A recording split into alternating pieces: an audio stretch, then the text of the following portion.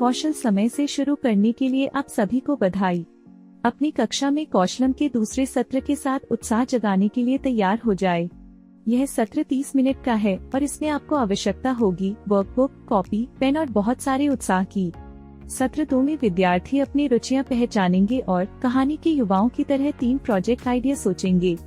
विद्यार्थियों को बताएं इस सत्र में स्व जागरूकता, तार्किक चिंतन, रचनात्मक चिंतन जैसे कौशलों और उद्यमशील मानसिकताओं का अभ्यास करेंगे। सत्र के 4 भाग हैं। पहला, माइंडफुलनेस चेक इन। कक्षा की शुरुआत 2 मिनट के माइंडफुलनेस चेक इन से करें। निर्देश के लिए मैनुअल पृष्ठ संख्या 90 देखें। फिर सत्र 1 के पुनरावलोकन से शुरू करें, जिसके लिए आप स्क्रीन पर दिए गए हाँ या ना वाले 4 प्रश्न पूछें। प्रश्नों के एक मजेदार प्रश्नोत्तरी के रूप में पूछें। अलग अलग बच्चों से उत्तर लें और गलत उत्तर पर उन्हें सही उत्तर दें। अब विद्यार्थियों को कौशलम प्रोजेक्ट में सीखे जाने वाले कौशलों और उद्यमशील मानसिकताओं के बारे में बताएं। छोटे समूह बनाकर हर समूह को एक वर्कबुक दें और पेज नंबर 4 से 5 पर दिए गए इस पोस्टर पर चर्चा करें।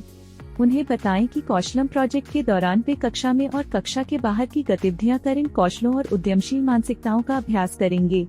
जैसे आज के उद्देश्य के तौर पर वे इन कौशलों एवं उद्यमशील मानसिकताओं का अभ्यास करेंगे। अंत में आप स्व आकलन करेंगे कि आप कितना अभ्यास कर पाएं। विद्यार्थियों को जोड़े में अपनी रुचियों, प्रतिभाओं, सपनों, करियर विकल्पों के बारे में साझा करने के लिए कहें। फिर वर्कबुक सत्र 2 गतिविधि 1 में दी गई इस उदाहरण की तरह अपनी डायरी में भी मेरी रुचियां तालिका बनाकर उसे भरें। अब बारी है छात्रों में रचनात्मक सोच को प्रोत्साहित करने की। सबसे पहले उन्हें इन बिंदुओं के आधार पर किसी एक रुचि का चयन करने के लिए कहें। फिर उन्हें इस रुचि के आधार पर प्रोजेक्ट आइडियाज की बरसात करने के लिए कहें। कम से कम 3 प्रोजेक्ट आइडियाज डायरी में लिखें। बिना डरे सोचें, क्योंकि ये आइडियाज फाइनल नहीं है और कोई आइडिया सही या गलत नहीं है। सार साझा करके इस भाग को समाप्त करें। चौथे भाग में आज के कौशलों और उद्यमशील मानसिकताओं पर थम्स अप या डाउन दिखाकर आकलन करने के लिए कहें।